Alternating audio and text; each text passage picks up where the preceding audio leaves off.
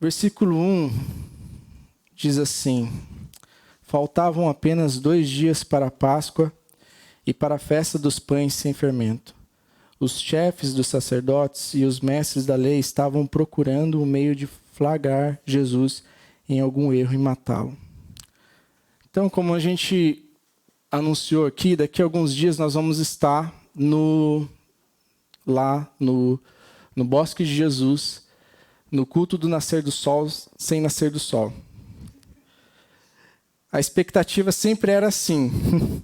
A gente pensava assim, porque para quem não foi lá, a parte de trás do salão é de vidro. Então, na nossa cabeça, a ideia era assim, cara, a gente vai estar lá louvando, falando Jesus ressuscitou e o sol vai estar nascendo. E assim, a ideia era boa, mas na prática, acho que foram poucas vezes que a gente viu o sol nascendo. Mas talvez você esteja pensando, poxa, aqui eles estavam a 2 dias da Páscoa. Ou seja, a Páscoa já existia. Boa parte sabe disso, mas para aqueles que não sabem, eu gostaria de trazer um pouco dessa explicação daquilo que é a Páscoa judaica. Porque a gente sabe que a palavra de Deus ela tem um começo, um meio e um fim. E quando a gente pega, às vezes, algumas partes, a gente fica assim, como se a gente estivesse assistindo um filme pela metade, né? Então, eu gostaria de trazer um pouco, tentar resumir bem breve, o que é a Páscoa e como surgiu a Páscoa. Porque a gente costuma falar que as coisas no Velho Testamento, tem muitas coisas no Velho Testamento que são como sombras para o Novo Testamento. Então, muito do que aconteceu ali reflete o que iria acontecer depois. E o que seria para nós a Páscoa, né? Então, assim, havia um homem chamado José. Ele tinha 11 irmãos. Esses 12 irmãos formam, então, a tribo o povo de Israel, né? As 12 tribos. José era um homem sonhador. E em um desses sonhos, ele conta esse sonho para sua família. E os seus irmãos, eles, olhando para aquilo que José havia contado, eles chegam à seguinte conclusão: cara, esse sonho está falando que você um dia vai estar em uma posição acima da gente? Isso não agradou eles, isso incomodou eles. E eles começaram a tramar alguma coisa para fazer contra José. Até que um dia eles conseguem fazer com que José fique preso em um buraco. E aí eles estão naquela discussão, vamos matar, não vamos matar. E então eles resolvem vender José para o Egito. José então é vendido. E aí tem muita coisa. Isso está lá a passagem da Páscoa está em Êxodo 12. Mas se você voltar um pouco, você consegue ver toda a história completa. Mas resumindo, José está no Egito, Faraó tem um sonho de vacas gordas e vacas magras. E ele consegue interpretar esse sonho, que seria um tempo de fartura e um tempo de seca. Então ninguém conseguia interpretar esse sonho, eles trazem José interpreta esse sonho, e aí Faraó coloca ele nesse lugar como administrador. E José vai muito bem nisso. Ele administra muito bem, ao ponto que, no momento de seca, seus irmãos também estão passando fome, e eles vão até o Egito para poder comprar comida. E ali José reconhece eles, e depois de um tempo eles se reconciliam. E em um momento, depois que eles estão de bem, José pede então para Faraó para que a sua família venha para o Egito. E é aí que o povo de Israel chega nesse ponto, morando no Egito. E eles estão super bem, porém, depois de um tempo, Faraó morre, porque se passa ali 200 anos, eu acho que o período inteiro é 400 anos. Faraó morre. E entra um novo rei, e esse rei já não lembra mais daquilo que José havia feito. E ele vê um povo crescendo, um povo forte, e ele pensa, cara, eu não vou deixar esse povo se sobressair aqui e acabar dominando o Egito, então vou escravizá-los. E a palavra de Deus diz que a mão do rei, ela pesa e o povo clama por socorro. E Deus ouve. E então ele levanta Moisés para que Moisés vá até diante do rei e possa falar, ó, Deus pediu para você libertar o povo. Só que Faraó não aceita. E aí começa essas indas e vindas, e nessas indas e vindas ocorrem aquilo que a gente conhece como as 10 pragas do Egito. E a última praga é onde então nasce a Páscoa. A última praga, Deus fala para Moisés, ó, avise o rei que eu vou passar. E eu vou matar todos os primogênitos. Faraó não mexe nada com ele. Ele continua com seu coração duro e tipo, tá bom. Se a gente for pensar, o Egito estima-se mais ou menos, que no Egito haviam mais ou menos 2.000 divindades. Então eles tinham Deus para tudo. Todo tipo de Deus. Deus da guerra, Deus do sol, Deus não sei do quê. O próprio faraó era considerado um Deus vivo. Então imagina um homem que crê em um Deus só, que está com o seu povo escravizado no Egito, que em questão de número é menor, e fala assim, ó, o meu Deus, um Deus, pede para você libertar o povo dele. Então o faraó, tipo, cara, quem é você?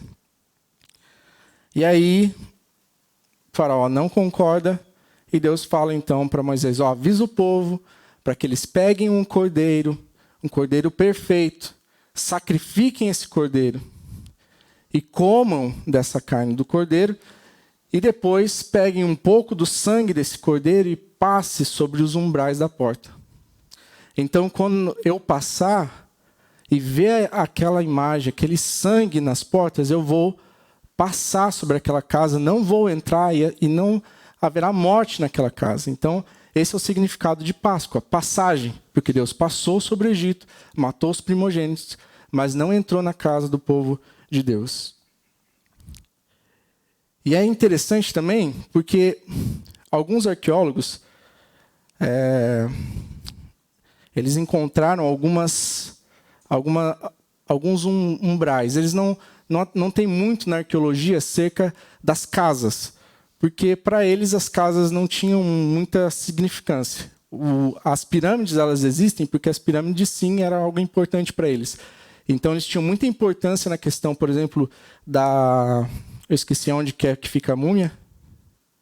Na tumba, aquilo ali para eles era importante porque era uma passagem para o outro mundo. As casas não era tanto, mas encontraram nas casas, na porta, inscrições de vários deuses que eram para proteção. Então eles tinham assim nos umbrais da porta essa proteção, mas isso não foi válido. No lugar disso havia o sangue de um cordeiro morto, e Deus passa e então não mata o povo de Israel. E isso tem muita ligação, porque Cristo é esse cordeiro perfeito. Esse cordeiro que, com seu sangue derramado, nos livra dessa morte. O sangue de Cristo nos limpa de todo o nosso pecado. Então a gente não precisa mais temer a morte. E essa é a relação entre a Páscoa judaica e a nossa Páscoa. Porque agora não somos mais escravos do pecado. Não precisamos temer o que vai acontecer conosco depois que nós passarmos desse mundo. Porque cremos que o sangue de Cristo nos limpa e nos torna justos e justificados diante de Deus. Continuamos ainda falhando e pecando, mas quando Deus olha para nós, não vê mais o nosso pecado, Ele vê o seu Filho. Ele vê o sangue do seu Filho sobre nós. E aí a gente vai para o versículo 2, que diz assim: mas diziam, não durante a festa, para que não haja tumulto entre o povo. Então, a Páscoa é ainda uma das datas mais importantes para o povo judeu. E a cidade, ela ficava cheia. Estima-se que a cidade, ela ficava com uma população 5 vezes maior do que o comum. Porque não só judeus de todo lugar do mundo vinham para celebrar essa data, mas também havia uma preocupação do próprio Império Romano em relação a essa festividade, porque havia tanta gente vindo que eles também traziam muitos militares para acompanhar todo aquele movimento e fazer com que, né, nenhum caos acontecesse nessa data. Então vinham vários grupos de exércitos e seus comandantes para poder acompanhar esse dia.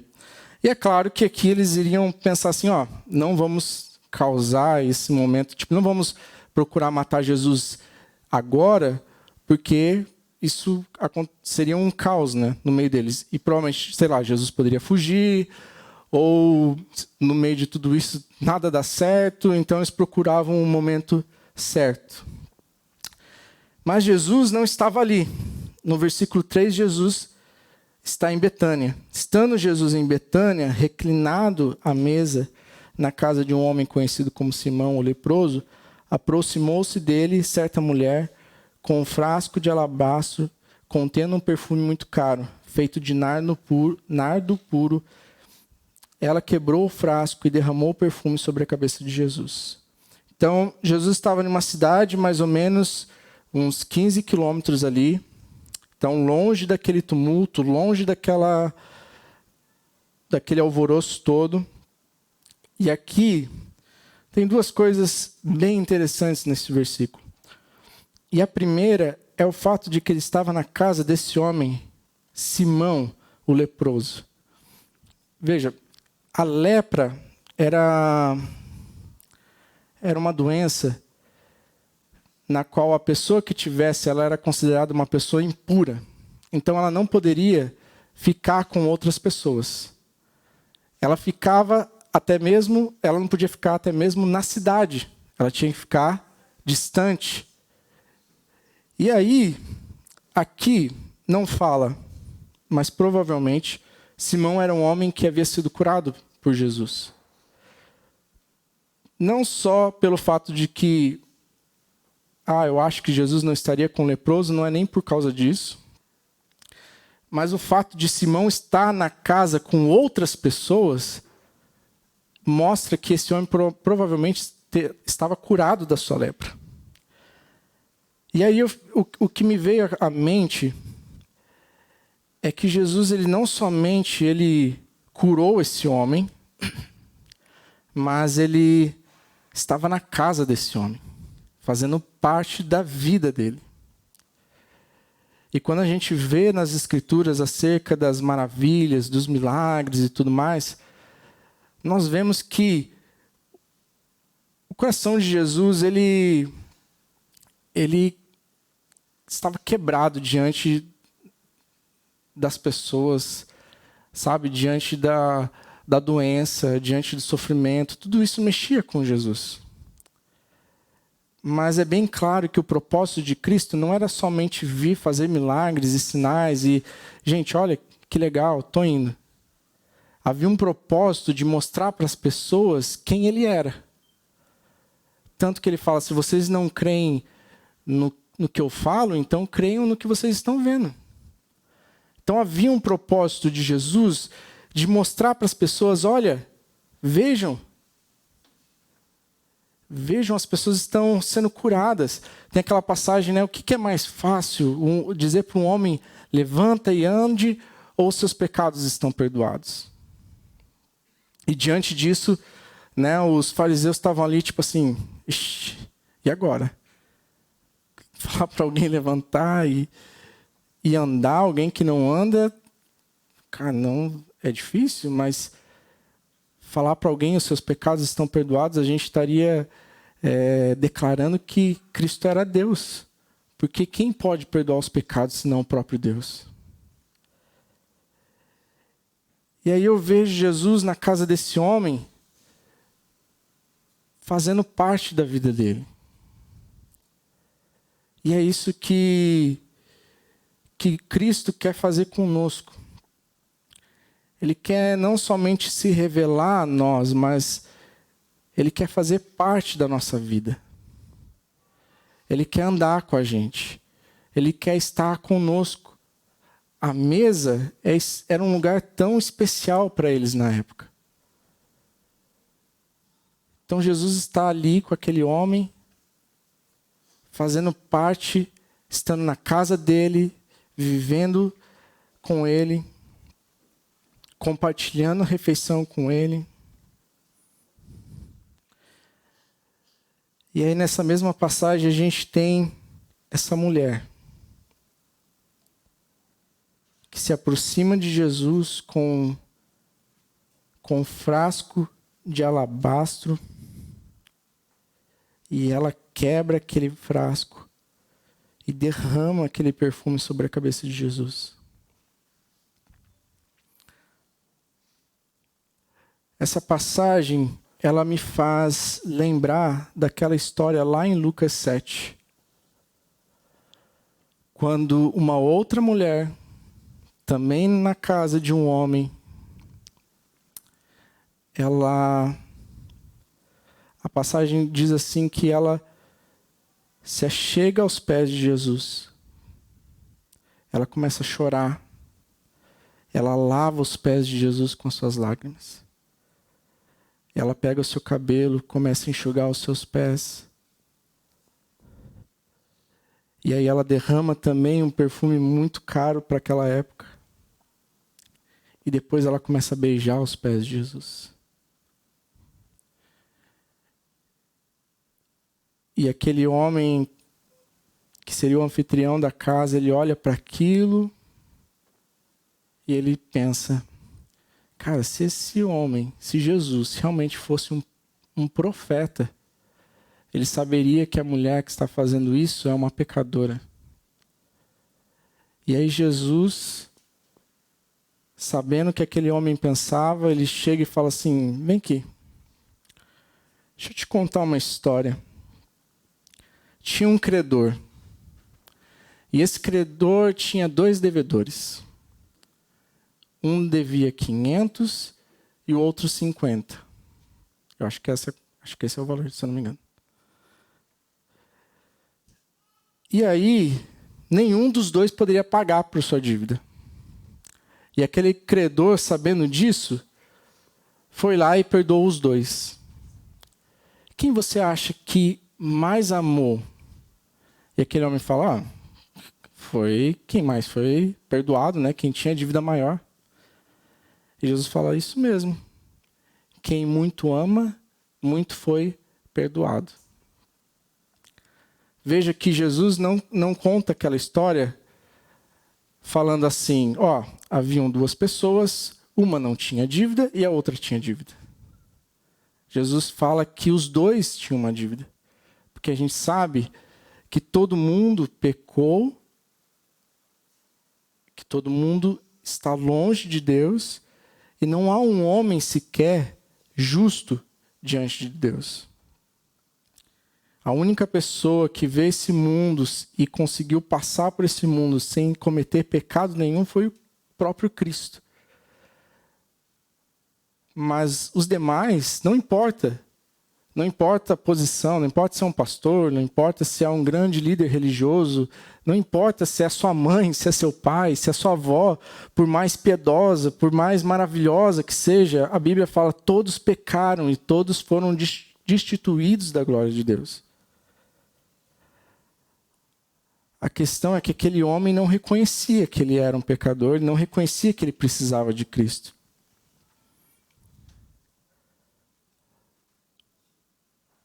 Diferente daquela mulher e diferente desta mulher aqui, que está aos pés de Jesus, reconhecendo quem Cristo é. E automaticamente, quando a gente se coloca diante de Cristo e a gente conhece quem Cristo é, a gente consegue olhar para nós também de que, cara, como nós somos falhos e como nós estamos tão distantes de quem Cristo é.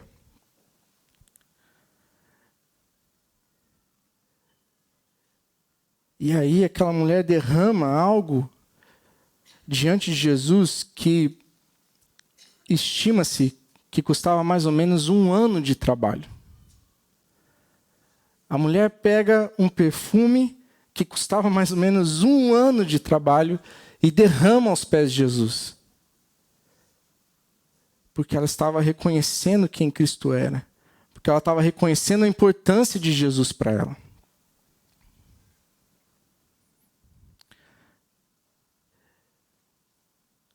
E aí aqui no versículo 4 diz assim: alguns dos presentes começaram a dizer uns aos outros, indignados, por que este desperdício de perfume?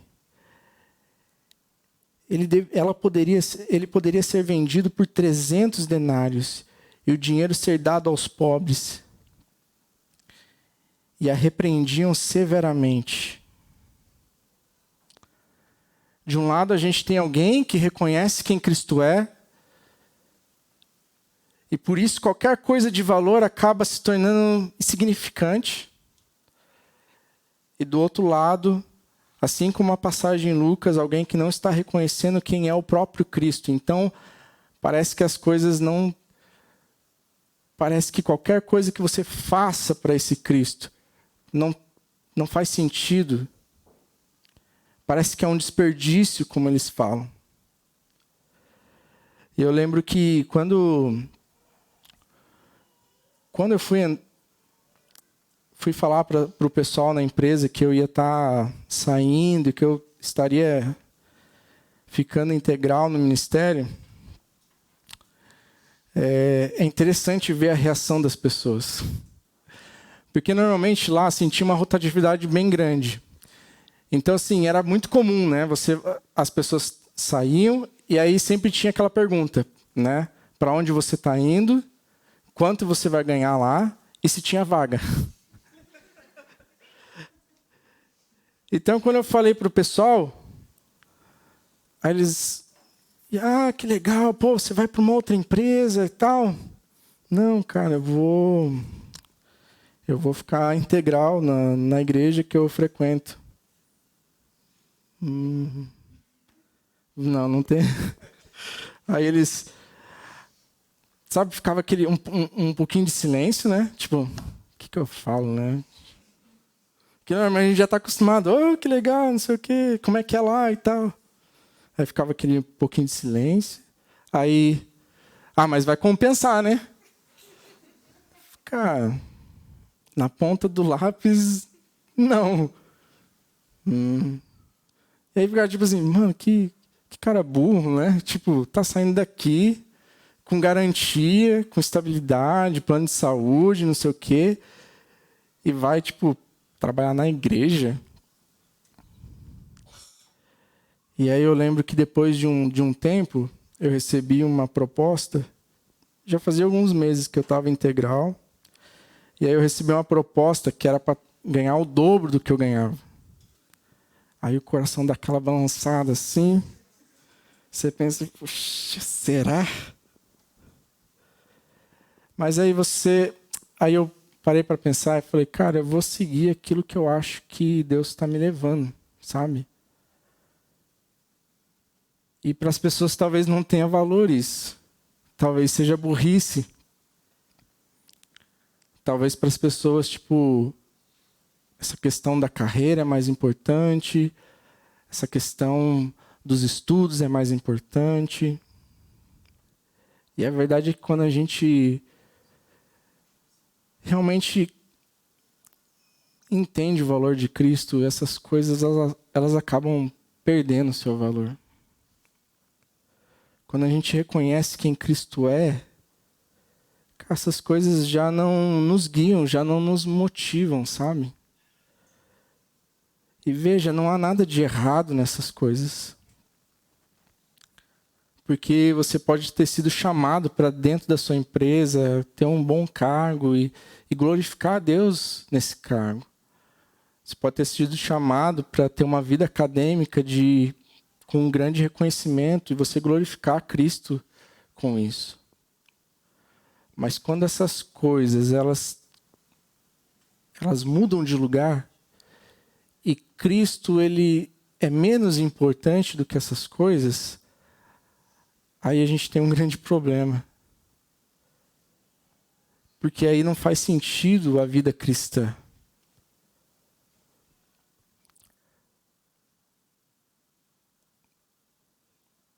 Quando as coisas ocupam o nosso coração, tomam o nosso coração, quando essas coisas tomam o lugar de Deus, a gente diz que isso é idolatria.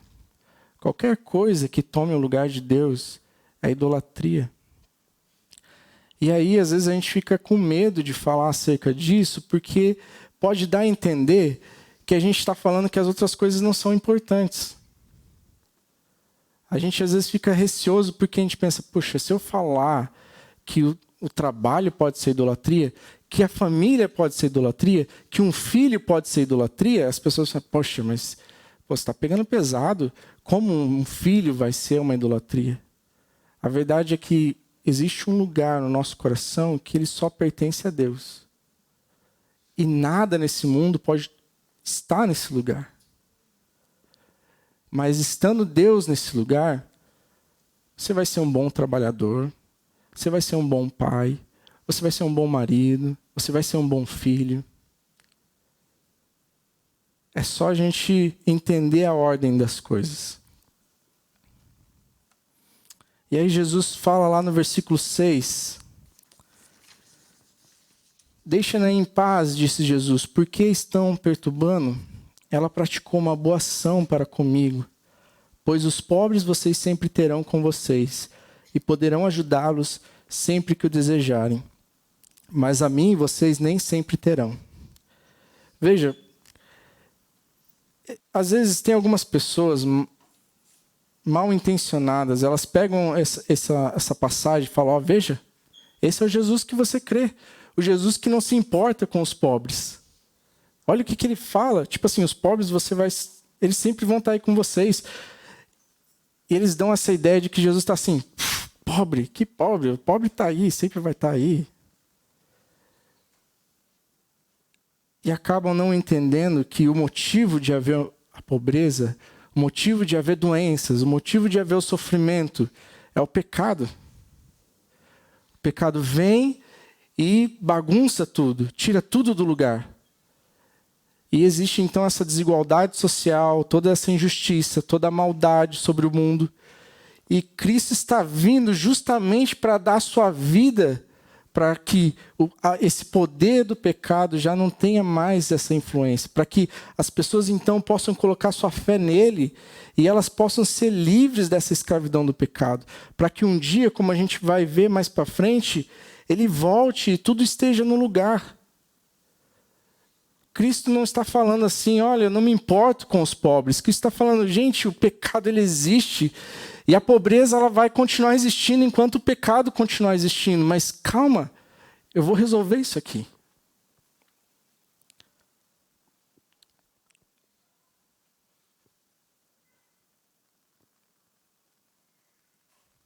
E aí a gente vai para o versículo 8 e 9, que diz, ela fez o que pôde, derramou o perfume em meu corpo antecipadamente, preparando para o sepultamento. Eu lhes asseguro que onde quer que o evangelho for anunciado em todo o mundo, também o que ela fez será contado em sua memória. Veja, é incrível o olhar de Cristo para essa mulher. E a gente sabe muito bem, dentro daquela cultura, como a mulher era vista. E para muitos que falam assim, existe um machismo, não sei o quê, na palavra. Eu não sei se vocês notaram quantas passagens a gente está falando de momentos em que a mulher ela é vista, e ela não é somente vista, mas, cara, onde for o evangelho pregado, essa mulher vai ser lembrada.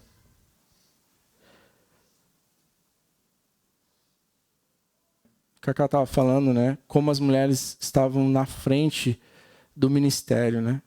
Como as mulheres estavam à frente no mundo.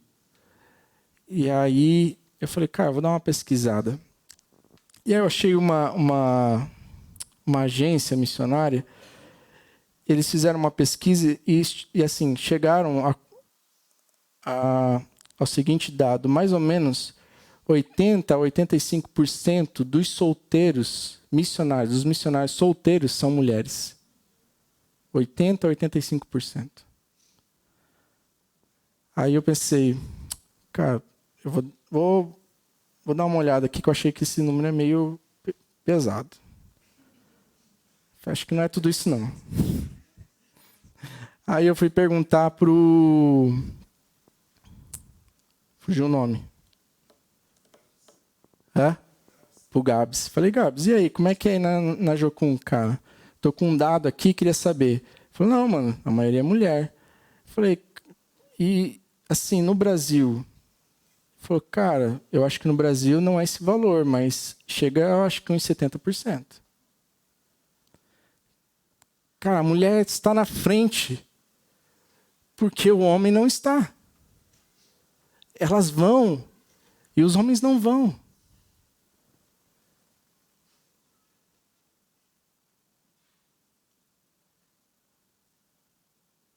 E eu acho que Cristo, ele sabia disso. Sabia que nós teríamos momentos como esse na história, em que nós teríamos tantas mulheres à frente.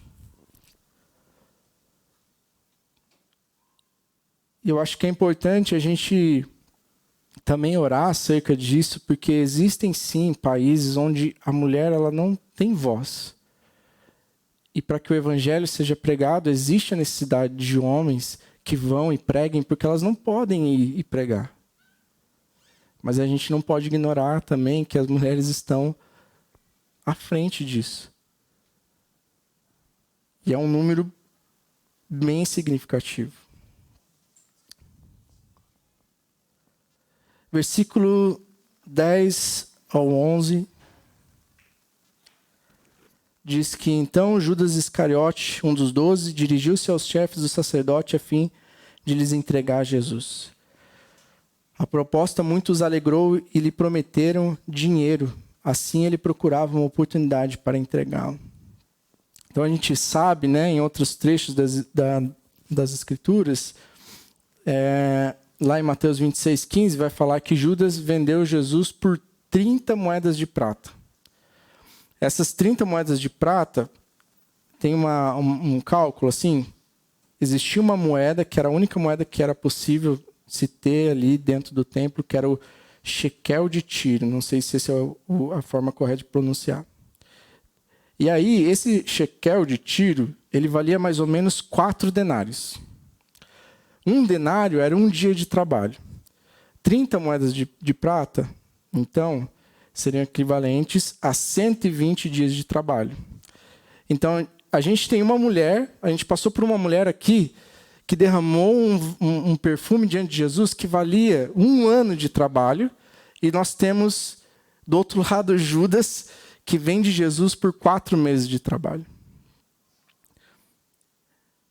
Então a gente tem alguém que reconhece quem Cristo é, e aí as coisas já não têm mais o seu valor, tanto quanto as pessoas acham. E alguém que por não... Cara, quanto tem aí? 30 moedas? 30 moedas tá bom. Quem é Jesus?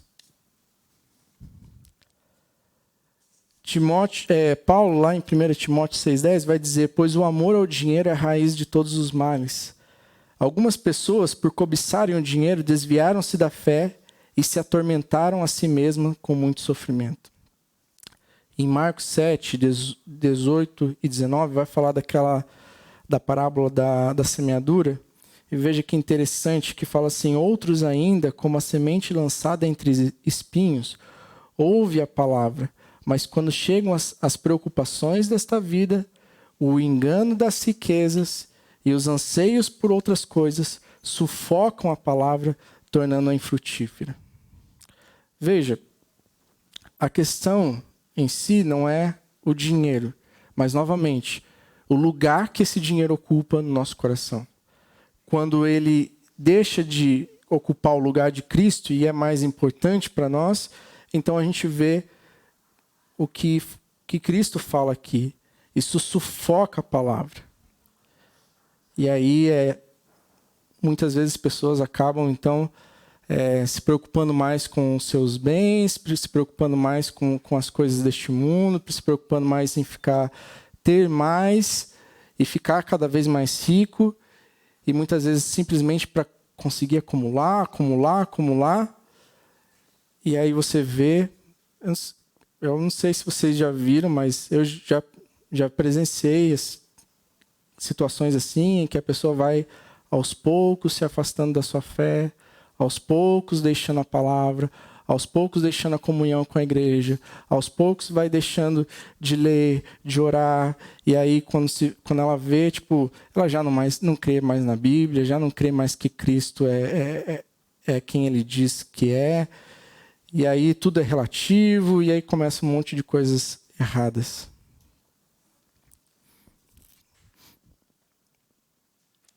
Versículo 12. No primeiro dia da festa dos pães sem fermento, então a gente vai para uma outra parte agora, né? A gente vai para a parte da ceia. Então, no primeiro dia da festa dos pães sem fermento, quando se costumava sacrificar o cordeiro pascual, os discípulos de Jesus lhe perguntaram: aonde queres que vamos e te preparemos a refeição de Páscoa? Então, quando eu li essa passagem, eu estava pensando assim, cara, isso aqui é tipo o que eu vivo com o Kaká, mano.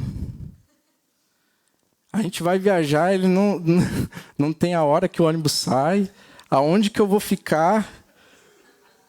O Rafa mandou mensagem para mim, a gente estava em Santos, ele mandou mensagem: e aí, mano, que hora você chega?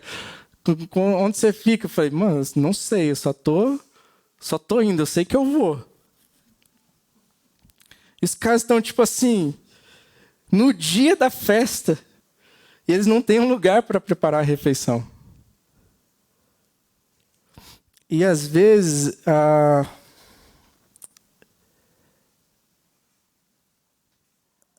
vida cristã é isso mesmo, né? A gente não sabe muita coisa, a gente caminha. O Tom costumava falar muito isso, que às vezes a vida cristã é como você estivesse em um lugar muito escuro, com uma lanterna que você consegue só ver um passo. E aí você dá um passo, e aí você ilumina e você consegue enxergar mais um passo, e assim você vai indo.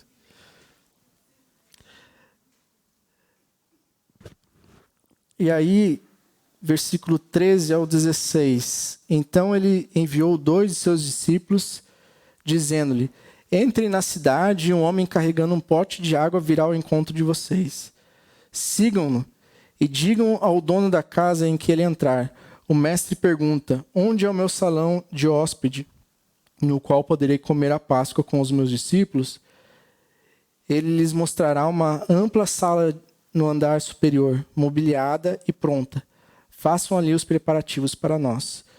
Os discípulos se retiraram, entraram na cidade e encontraram tudo como Jesus lhes tinha dito e prepararam a Páscoa. Então veja, viu?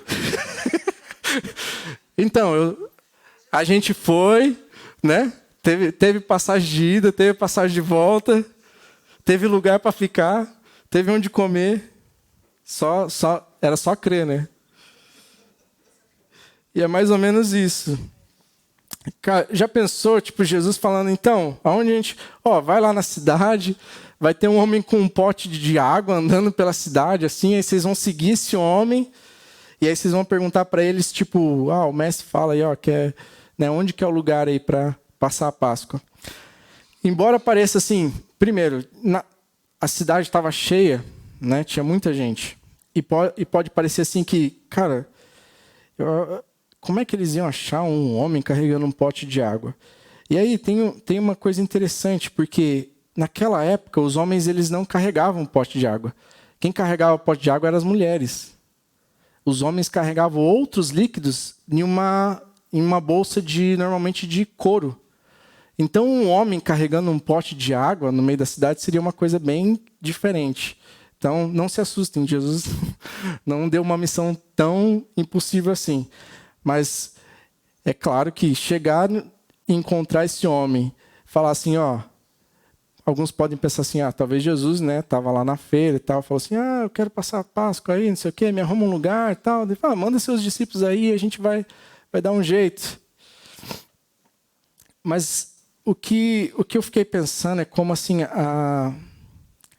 quando Jesus nos envia, quando Jesus nos coloca para fazer algo, Ele vai fazer tudo o que precisa para que a sua vontade seja cumprida.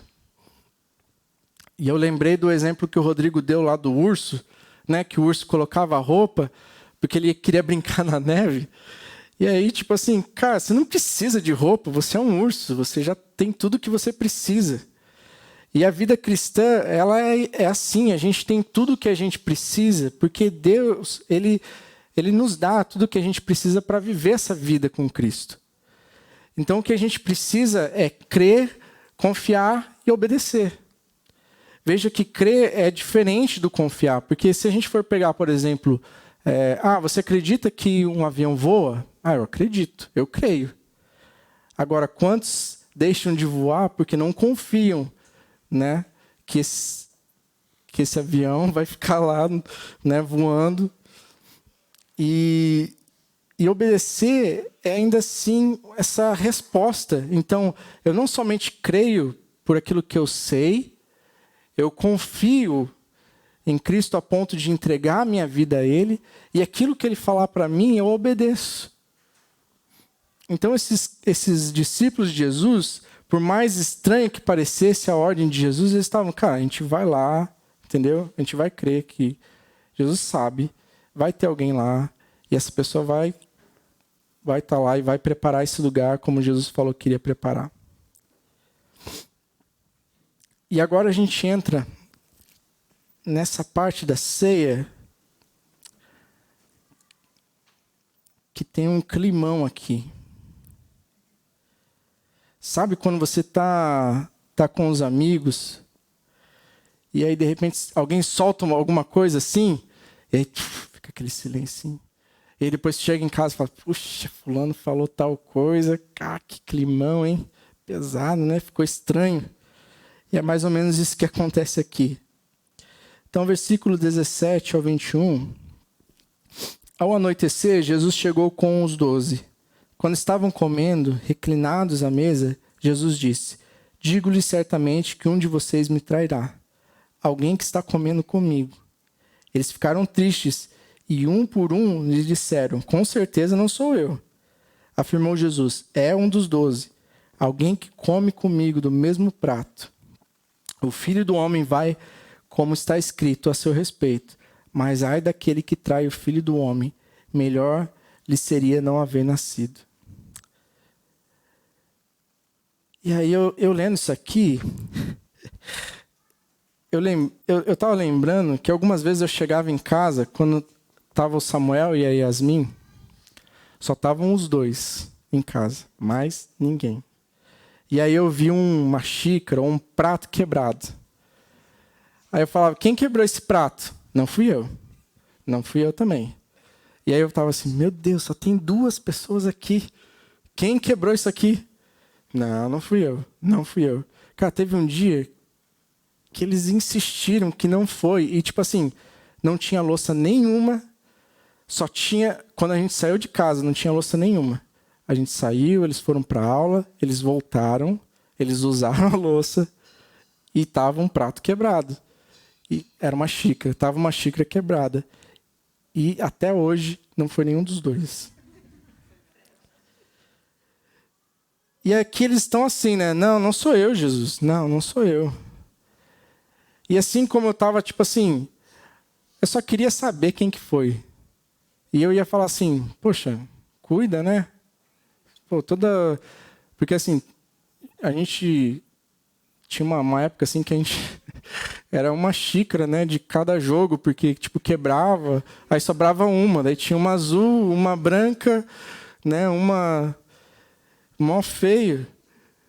E aí a gente tava, tipo, só queria saber quem foi para falar assim: cuida, cara, não cuida das coisas. E nessa passagem, o que me leva a crer que Jesus, ele queria dar um tempo para Judas. Do tipo assim, tem alguém aqui que vai me trair. Ah, não sou eu. Aí Jesus fala, é um de vocês. Sabe? Porque, embora Cristo soubesse quem iria lhe trair, Judas não era um cara que Jesus conheceu naquela semana e falou assim: ah, e aí, tudo bem? Qual é o seu nome? Sou Judas. Ô, Judas, tudo bem? Então, a gente vai comemorar a Páscoa daqui a alguns dias. Cara, você não quer fazer parte ali da nossa celebração? Ah, legal, vou aparecer lá. Não. Jesus havia orado, Jesus estava no monte, ele orou e depois diz que ele desce, então escolhe 12 para andar com ele. E Judas era um desses 12. Ele estava caminhando com Jesus por tanto tempo, vendo o que Jesus tinha feito, sabe? Tantos sinais, tantos milagres, tantas coisas incríveis que Cristo havia feito. Jesus estava com ele no dia a dia. Não era alguém que, sabe, conheceu ali naquela semana, era alguém que havia caminhado com ele com tanto tempo. E o que eu sinto é que o coração de Cristo era tipo assim: cara, se arrependa. Se arrependa. Sabe, eu não quero isso para você. Como é o coração de Cristo para nós, tantas vezes, se arrependa. Eu sei o que você está fazendo, eu sei que você está pecando, eu sei que você... Cara, eu sei onde você está. Só se arrependa.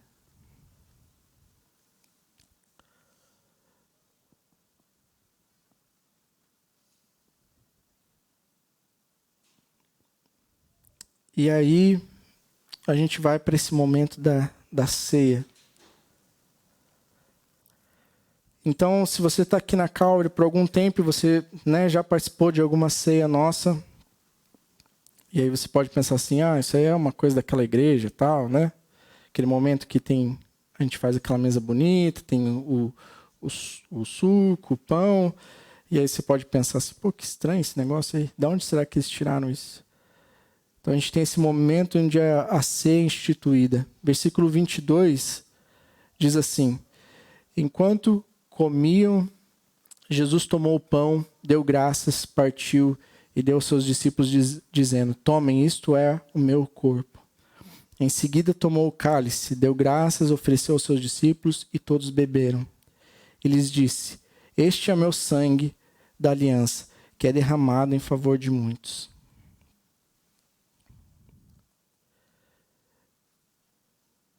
Veja que interessante, se a gente for olhar, se vocês quiserem, lá em casa, abram suas Bíblias em outros evangelhos que relatam essa passagem. E sabe uma coisa interessante? Que em nenhum momento se fala que eles comeram o cordeiro. Não tem nenhuma passagem falando que eles haviam comido do cordeiro, que era algo normal para a celebração de Páscoa, né? Como eu disse no começo, depois da Páscoa instituída, fazia parte do rito matar o cordeiro, comer do cordeiro e lembrar daquele dia no Egito. Mas não tem relato disso. E talvez seja porque Cristo queria mostrar para eles que ele era o cordeiro. E por isso que ele pega aquele pedaço de pão e fala assim: ó, isso aqui é a minha carne, isso aqui é o meu sangue derramado por vocês. E a gente celebra a ceia com esse entendimento de que a ceia ela é algo que não é só uma coisa bonita, mas tem uma questão espiritual nisso, no sentido de que da mesma forma que a gente é alimentado através da oração, através da leitura da palavra, essa prática da ceia, ela nos alimenta de certa forma espiritualmente também. Porque a gente lembra daquilo que Cristo fez, e a gente faz isso, como a gente vê na palavra, em memória de Jesus, para a gente lembrar de Cristo, lembrar daquilo que Ele fez, e no final, lembrar também de que esse cordeiro que foi morto, ele um dia ressuscitou, ele foi ao céu, e um dia voltará para nos buscar.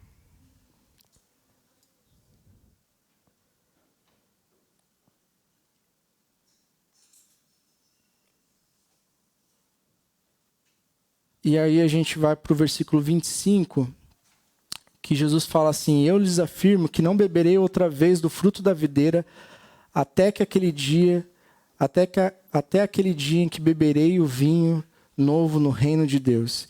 E Apocalipse 19:9 diz assim: e o anjo me disse, escreva, felizes os convidados para o banquete do casamento do Cordeiro.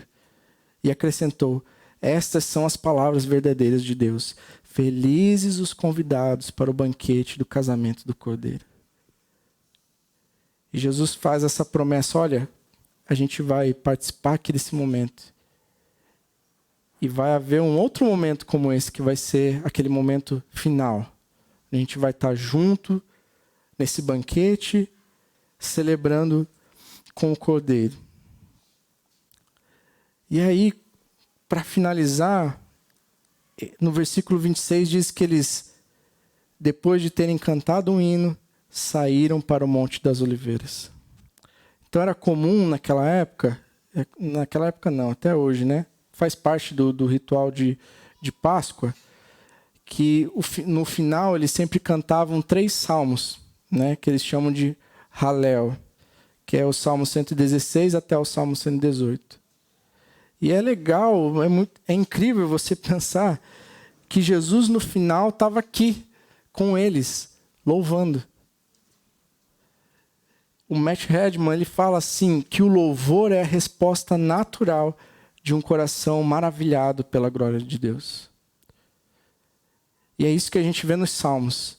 A gente vê os salmistas, eles, diante da glória de Deus, diante de quem Deus é, a atitude que eles têm é de louvor, é de adoração. E nessa noite, diante de tudo isso, desse Deus que se fez cordeiro, que tomou o nosso lugar, que entregou a sua carne, o seu sangue por nós, diante desse Deus que não somente traz a cura, mas ele participa da nossa vida.